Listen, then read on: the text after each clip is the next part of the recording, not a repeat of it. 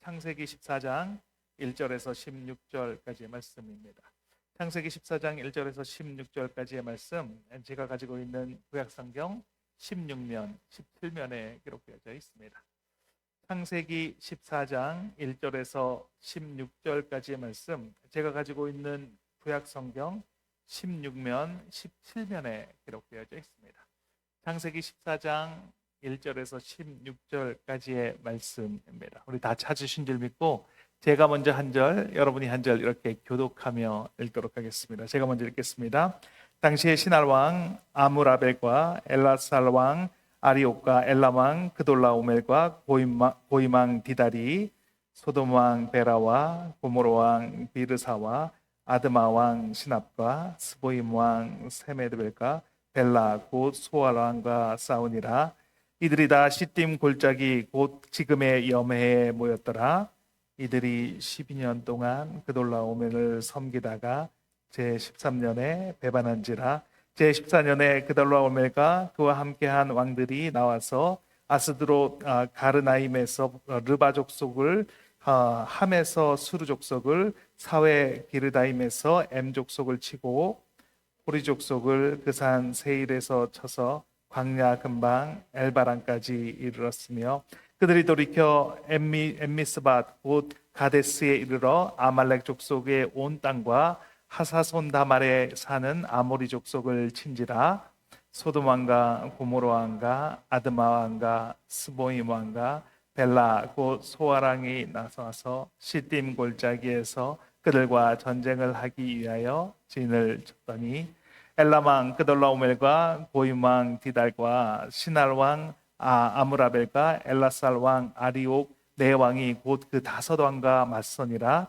시딤 골짜기에는 역정 구덩이가 많은지라. 소돔 왕과 고모라 왕이 달아날 때에 그들이 거기 빠지고 그 나머지는 산으로 도망하며, 네 왕이 소돔과 고모라의 모든 재물과 양식을 빼앗아 가고 소돔에 거주하는 아므람의 조카 롯도 사로잡고 그 재물까지 노락하여 갔더라.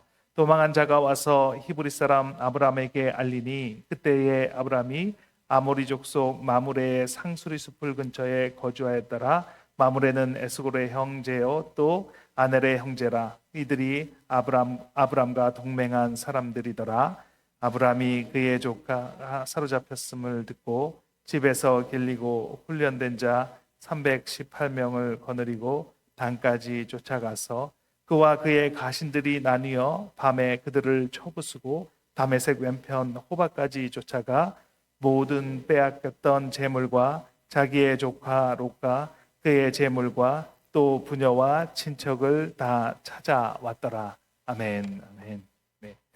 오늘의 말씀의 제목은 하나님의 계산법이라는 제목으로 말씀의 은혜를 같이 나누도록 하겠습니다. 어떤 사람이 나에게 와서 한 달 동안 돈을 주겠다라고 말을 했다라고 한번 가정해 보겠습니다. 그런데 두 가지 방법 중에서 선택하는 그 방법대로 돈을 지급해 주겠다라고 그렇게 말을 했습니다. 첫 번째 방법은 매일 1억씩 30일 동안 지급해 주겠다라고 그렇게 제안을 했습니다. 그리고 두 번째 방법은 첫날은 10원을 주고 그 둘째 날은 20원을 주고 셋째 날은 40원을 주는 방법으로 30일 동안 돈을 지급해 주겠다라고 했습니다. 그러면 여러분은 무엇을 선택하시겠습니까? 무엇을 선택하시겠습니까? 성향에 따라서 다르게 선택을 하실 수가 있겠죠. 첫 번째 방법을 선택하시는 분은 당장 그 돈이 1억이 2억이 이렇게 필요하신 분들은 그렇게 1번을 선택하실 수가 있으실 것입니다. 왜냐하면 복잡하게 계산하지 않아도 일단 한 달에 30억을 벌 수가 있기 때문입니다. 그것을 선택해도 자신에게는 충분하다라고 생각하시면 첫 번째 방법을 선택할 것입니다. 그리고 두 번째 방법을 선택했다가 혹시 중간에 그렇게 약속했던 사람이 돈을 주지 않으면 어떡하나라고 생각하시는 분도 아마 첫 번째 방법을 선택할 경우가 클 것입니다. 그런데 두 번째 방법을 선택하시는 분은 복리의 그 무서움이, 복리가 어떻게 개선되는지를 잘 아시는 분일 것입니다.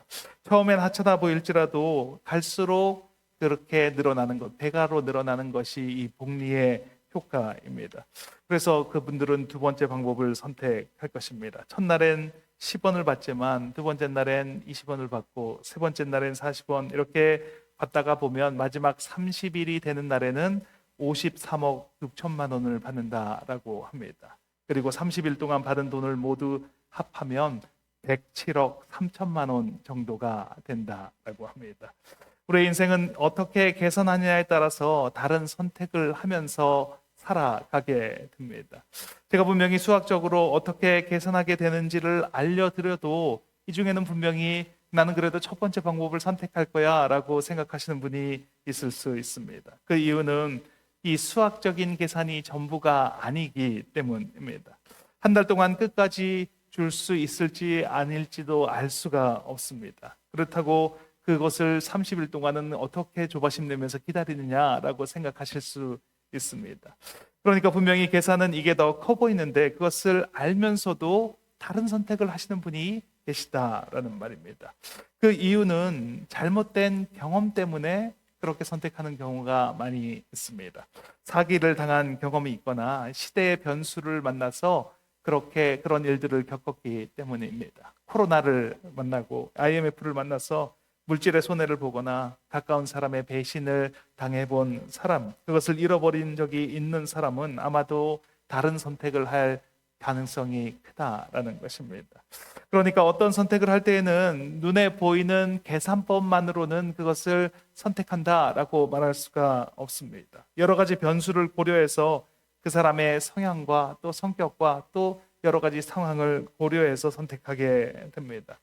오늘 본문의 내용은 롯에 관한 이야기로 시작을 합니다. 롯이 포로로 잡혀가게 됩니다. 롯이 특별하게 잘못을 한 일은 없습니다. 뭔가를 잘못했다면 그가 소돔 땅을 선택한 것이 잘못이라면 잘못입니다. 아브라함이 롯에게 선택권을 주었습니다. 내가 좌하면 나는 우하고 내가 우하면 나는 좌하겠다라고 선택권을 주었습니다. 그런데 이렇게 선택권이 주어지자 롯은 이렇게 말을 합니다. 창세기 13장 10절 말씀입니다. 같이 읽겠습니다. 이에 롯이 눈을 들어 요단 지역을 바라본즉 소알까지 온 땅에 물이 넉넉하니 여호와께서 소돔과 고모라를 멸하시기 전이었으므로 여호와의 동산 같고 애굽 땅과 같았더라.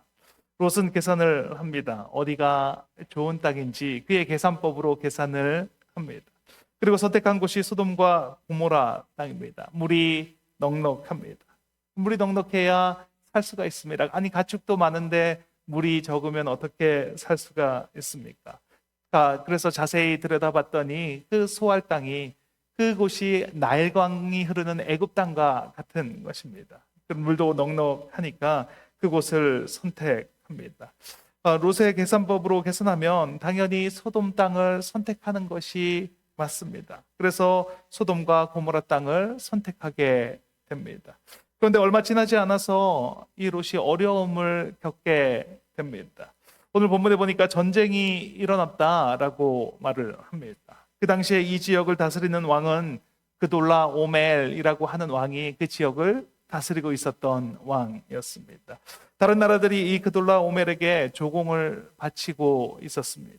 12년 동안 조공을 바치다가 13년째 생각을 해보니까 내가 왜 저 사람에게, 저 왕에게 조공을 바치는가라고 깨우치게 되었습니다. 그래서 소돔, 고모라, 아드마, 스보임, 소알 왕이 5나라의 왕이 연합을 해서 그 그돌라 오멜에게 대항을 합니다. 그돌라 오멜은 신할, 엘라살, 보임왕과 연합을 해서 그들과 맞서서 전쟁을 하게 됩니다. 그렇게 전쟁을 벌이는데 소돔과 고모라 왕이 패하게 됩니다. 그래서 그곳에 살고 있던 롯도 포로로 끌려가고 가지고 있던 모든 재산을 다 잃어버리는 그런 경우를 만나게 되었습니다. 롯의 계산법에는 이 전쟁이라는 것이 들어가 있지 않았습니다. 물이 풍부하니까 걱정 없이 물을 쓸 수가 있으니까 그러니까 그 땅이 좋은 줄 알았습니다. 그래서 가축이 많은데 물 없는 곳으로 어떻게 갈 수 있단 말인가. 그래서 그 땅을 선택했습니다. 그래서 물이 풍부한 땅을 선택한 것뿐입니다. 그런데 롯이 생각하지 못한 것이 있습니다. 롯의 눈에 보기에 물이 풍부한 땅은 다른 사람이 보기에도 물이 풍부한 땅입니다.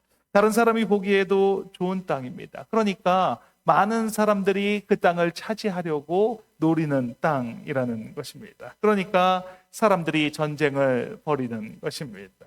롯의 계산법에는 허점이 많이 있습니다. 소돔과 고모라는 물이 많아서 좋은 땅입니다.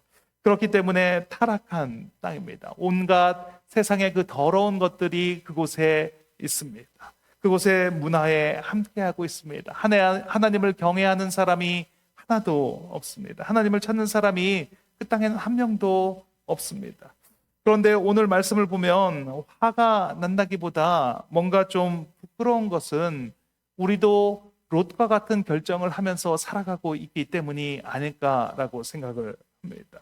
눈에 보이는 개선법으로 생각을 합니다. 더 좋아 보이고 더 풍족해 보이는 것을 선택을 합니다. 그리고 그곳에서도 더 많은 것을 가지려고, 더 높은 곳으로 올라가려고 그렇게 살아가고 있는 내 모습 때문에 부끄러운 것 아니겠습니까? 그런데 과연 그 계산법이 맞는 것일까요? 그렇게 보이는 대로 계산을 하고 살아간다고 해도 보이지 않는 부분을 놓치기가 쉽습니다. 그리고 보이지 않는 부분을 알 수가 없습니다. 롯이 어떻게 이렇게 전쟁이 일어날 줄 알았겠습니까? 오늘 계산법에 대해서 말씀을 나누기를 원합니다. 우리가 아무리 예리하게 분석하고 많은 자료를 가지고 계산을 한다고 해도 알지 못하는 변수가, 그 보이지 않는 변수들이 세상에 존재하고 있습니다. 그렇다면 어떻게 계산을 하면서 살아가는 것이 현명한 것일까요? 어떻게 계산을 하면서 살아가는 것이 올바른 삶을 살아가는 것일까요? 오늘 본문을 살펴보면서 이 땅의 계산법이 아니라 하나님 나라의 계산법이 어떤지를 살펴보기를 원합니다. 우리 모두 내 생각의 계산이 아니라 하나님의 계산법으로 온전하게 주시는 그 은혜를 누리며 살아가시는 저와 여러분이 되시길 예수님의 이름으로 축원드립니다. 첫째, 아브라함의 계산법입니다. 같이 한번 읽겠습니다. 아브라함의 계산법. 어떻게 보면 인생은 계산한 대로 이루어지는 것보다 계산한 대로 이루어지지 않는 것이 더 많은 것이 인생이다라고 말할 수 있습니다. 우리의 인생을 한번 잘 돌아보시면 그렇지 않습니까? 내가 계산한 대로 인생이 흘러왔다면 지금 내가 이 자리에 이렇게 살고 있겠습니까? 내가 계산한 대로라면 내가 지금 여기 피닉스에서 살아가고 계실 분은 아마 몇 분 안 계시지 않을까라고 생각이 듭니다. 내 계획과 상관없이, 내 계산과 상관없이 인생이 흘러왔기 때문에 지금 우리가 이 피닉스에 모여서 함께 예배를 드리고 있는 것 아닙니까? 아브라함도 마찬가지입니다. 아브라함 자신의 계산법대로는 지금 그 헤브론 마므레 상수리 수풀에 아마 살고 있지 않았을 것입니다. 아브라함이 처음으로 가나안에 왔을 때에는 자신의 계산법대로 그렇게 삶을 살았습니다. 가뭄이 들자 그는 계산을 했습니다. 여기에 있겠다간 굶어 죽겠구나. 그래서 그는 애굽으로 내려갔습니다. 그곳에서 아내를 누이로 속이고 그곳에 정착을 했을 것입니다. 그리고 그의 계산대로라면 아마 애굽에 눌러서 살았어야 했을 것입니다. 그런데 그의 계산법과는 다르게 애굽에서 떠나왔습니다. 많은 재산과 가축을 이끌고 베델로 다시 올라왔습니다. 그리고 롯의 목자와 자신의 목자가 다투니까 서로 헤어지게 되었습니다. 그런데 그때부터 아브라함은 자신의 계산법으로 살아가지 않습니다. 자신의 계산법대로라면 롯과 헤어질 때 이렇게 말을 했어야 합니다. 내가 먼저 우할 테니까 너는 좌측으로 가라. 이렇게 말하는 것이, 그것이 바로 아브라함의 계산법입니다. 그런데 아브라함은 롯에게 내가 좌하면 나는 우하고 내가 우하면 나는 좌하겠다라고 말을 합니다. 아브라함은 더 이상 계산하지 않습니다. 이 계산을 해도 맞지 않는다는 것을 알았기 때문입니다. 계산하고 애굽으로 내려갔다가 어떻게 되었는지 아브라함이 정말 뼈저리게 경험을 했습니다. 오늘 부분에서도 아브라함은 조카 롯이 포로로 끌려갔다라는 이야기를 듣습니다. 그러니까 조카 롯을 구하기 위해서 집에서 훈련된 사람 318명을 데리고 그들을 쫓아갑니다. 창세기 14장 14절 말씀입니다. 같이 한번 읽겠습니다. 아브라함이 그의 조카가 사로잡혔음을 듣고 집에서 길리고 훈련된 자 318명을 거느리고 단까지 쫓아가서 계산을 했다면 아마 이렇게 할 수는 없었을 것입니다. 조카로 옷을 붙잡고 있는 사람들은 네 나라의 왕입니다. 시날, 엘라살, 엘람, 고임 왕이 그 롯과 롯의 가족을 붙잡고 있습니다. 이들은 5나라의 왕을 이긴 사람들입니다. 소돔, 고모라, 아드마, 스보임, 소아라 왕을 이기고 그들을 물리치고 그들을 포로로 잡아서 지금 가고 있는 중입니다. 그런데 아브라함은 집에서 길리우고 자기와 동맹을 맺은 사람 그 군사 318명을 데리고 그들을 쫓아가고 있습니다. 우리의 상식적인 계산법으로는 계산이 안 나옵니다.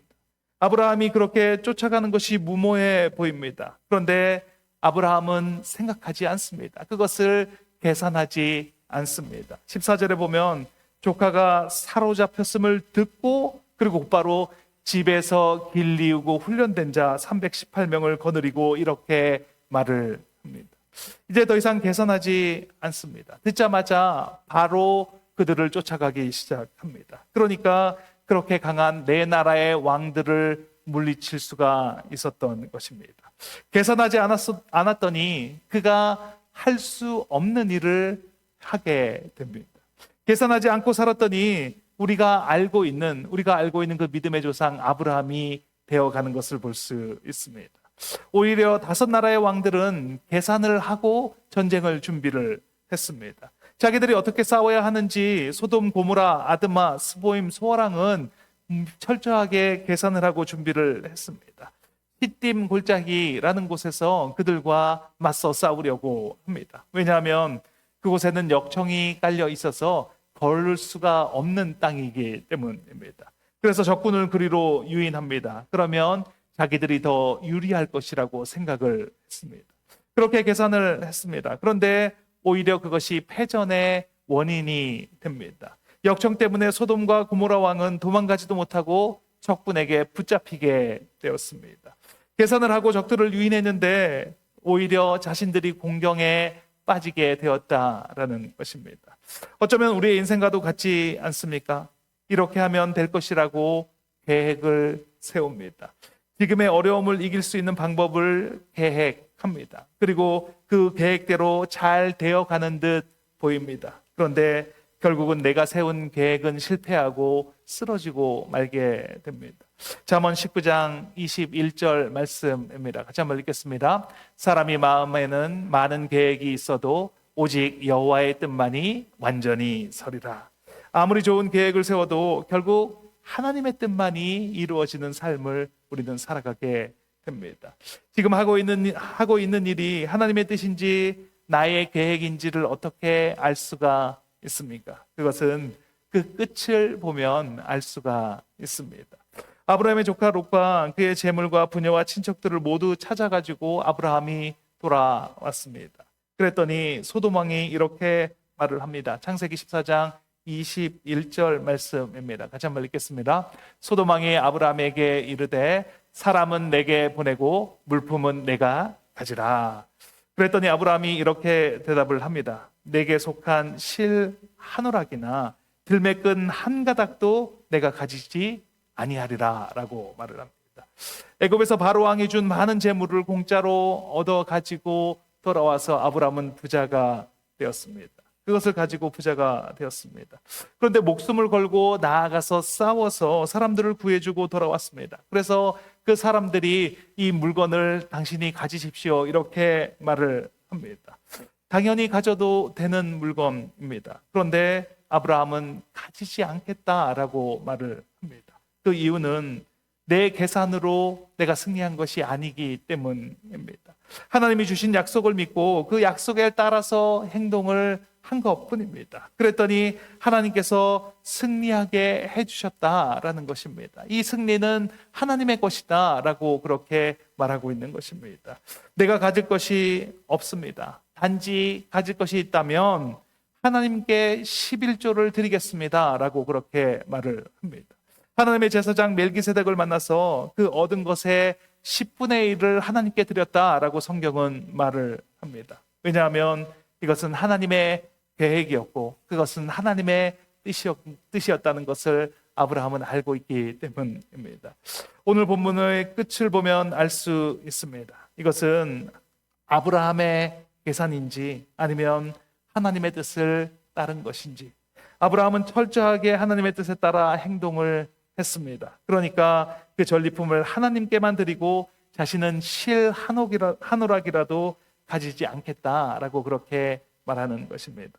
내가 내 계산법으로 뭔가를 했는지 알아보는 방법은 내가 무엇을 기대하고 있는지를 보면 알 수가 있습니다.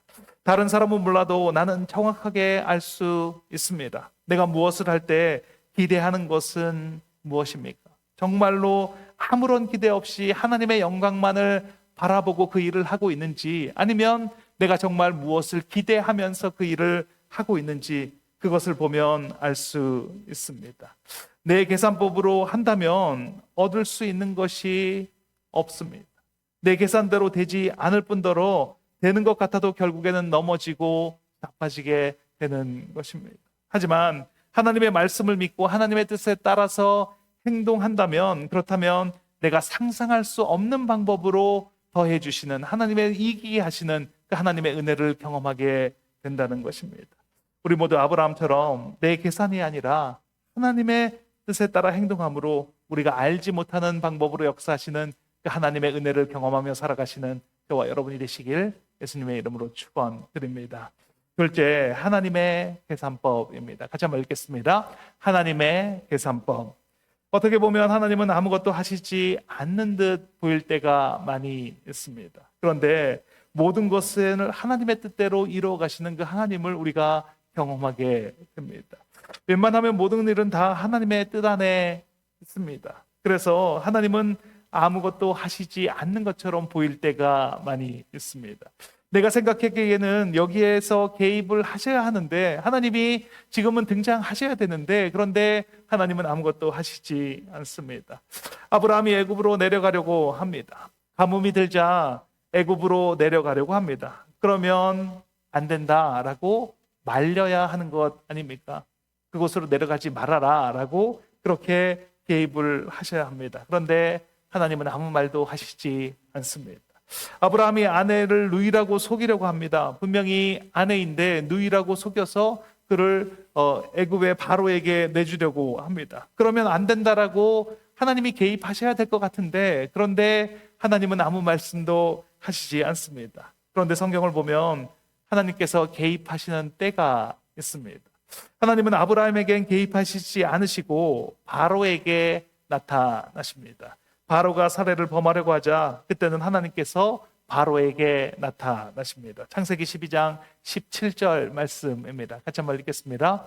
여호와께서 아브라함의 아내 사레의 일로 바로와 그 집에 큰 재앙을 내리신지라. 하나님께서 바로에게 사레가 아브라함의 아내라는 것을 알려주십니다. 그래서 바로가 사레를 범하지 못하도록 하였습니다. 그 이유는 사레는 열국의 어머니가 되어야 하기 때문입니다. 아브라함의 자손이 별과 같고 바다의 모래같이 많게 하는데 그의 사레가 사용받아야 하기 때문입니다. 이 시작이 사레입니다. 그렇기 때문에 하나님께서 개입을 안 하실 수가 없었던 것입니다. 이 일이 있기 전까지는 아브라함은 하나님이 언제 어떻게 개입하시는지 알지 못했습니다. 그런데 하나님께서 언약을 주시고 그 언약하신 바를 이루실 때에는 하나님이 개입하신다는 것을 알게 되었습니다.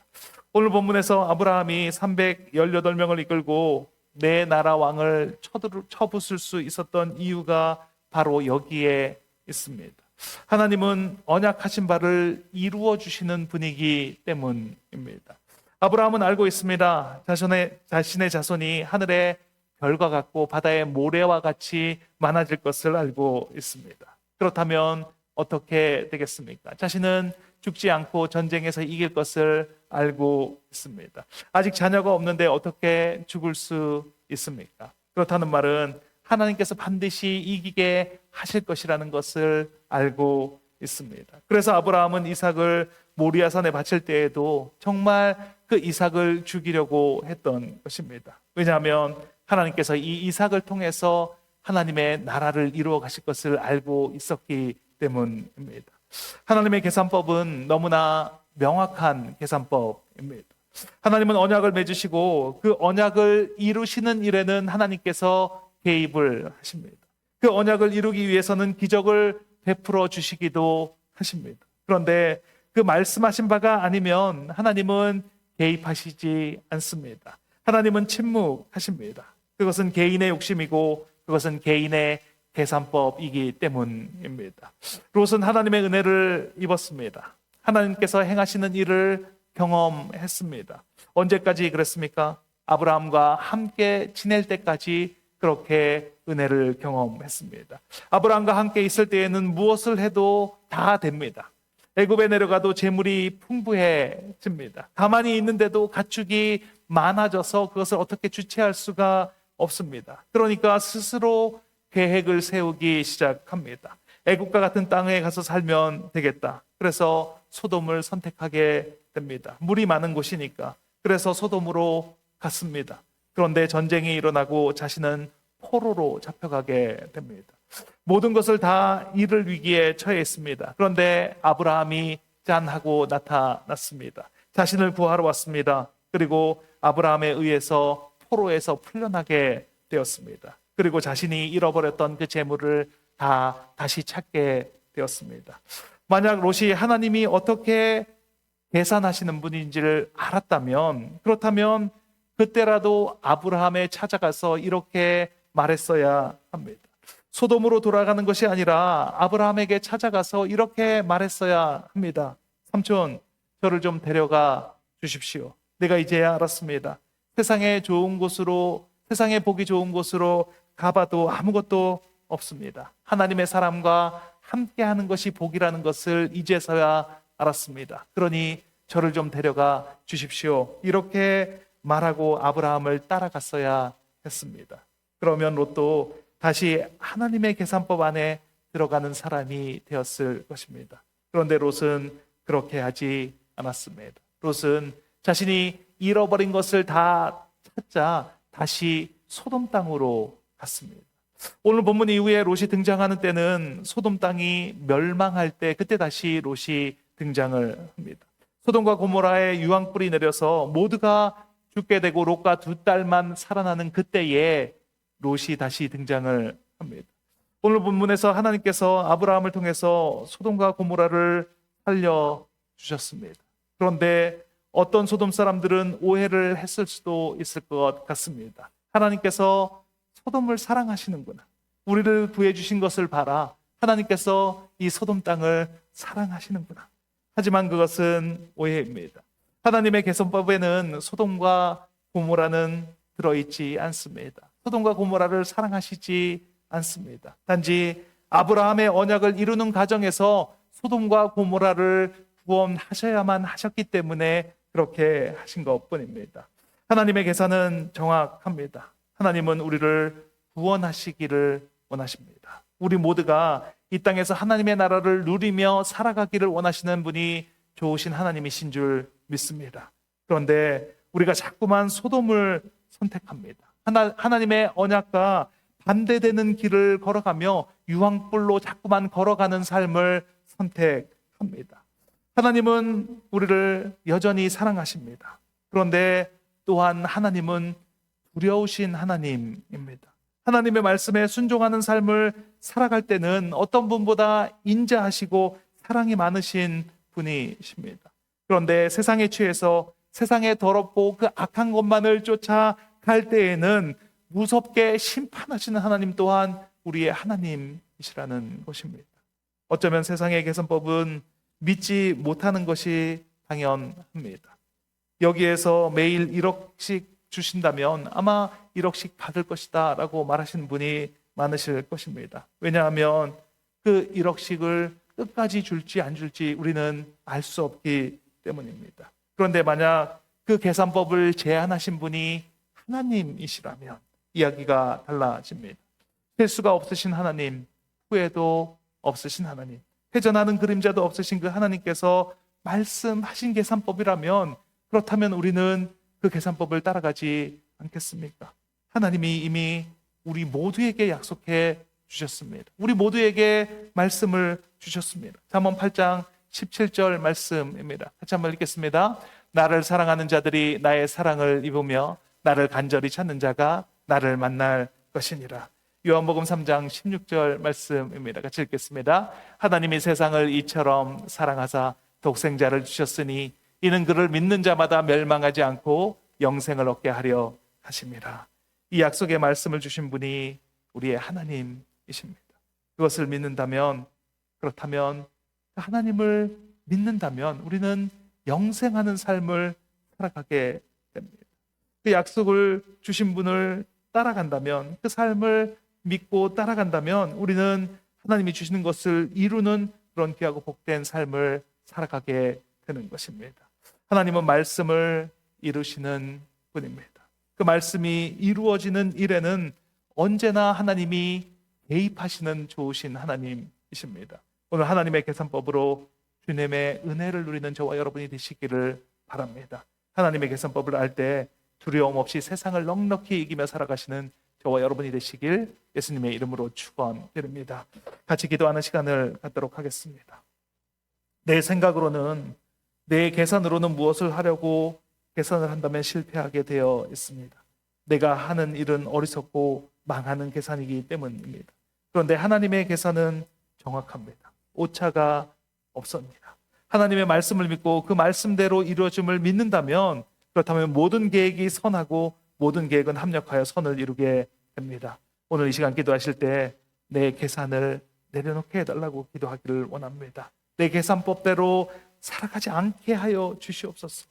그 대신 정확한 그 하나님의 계산법대로, 오차가 없으신 그 하나님의 계산법대로 살아가는 내가 되게 하여 주시옵소서. 하나님의 그 언약의 말씀이 깨우쳐지게 하시고 그 말씀대로 살아가는 내가 되게 하여 주시옵소서. 기도하면 들어주신 주님께 주님 한번 외치시고 통성으로 기도하시겠습니다. 주여